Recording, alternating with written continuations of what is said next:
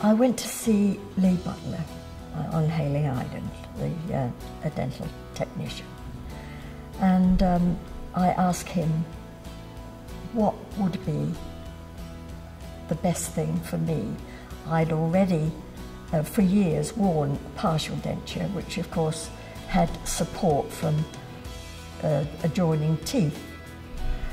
But that had obviously an adverse effect on my own teeth, and they started to become quite loose.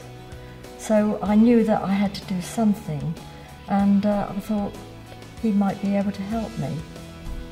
So he had a look at my mouth and decided that I could possibly do with implants. My first reaction was, but surely I'm too old for that. And he said, well, no, not at all. You know, you're healthy and all that sort of thing. So he introduced me to Elmsleigh Clinic, and we took up from there. But the day of surgery, well, I felt a bit apprehensive, but Tim was so sort of matter of fact and, well, it's all in the day's work sort of thing, that he quickly dispelled, you know, my anxiety, and you know, we just went ahead with it, and I just accepted that this is what it's all about, and I didn't really feel any pain, or only just a needle going in. That's practically nothing, is it? But no, he was very, very nice. His assistant was extremely comforting, and yeah, I was fine. Lee Butler had made me a denture that I could use, transitory denture, that I could use in the meantime. And I found that very useful. I used a bit of fixative and that, with that. And I was eating reasonably well within a few days.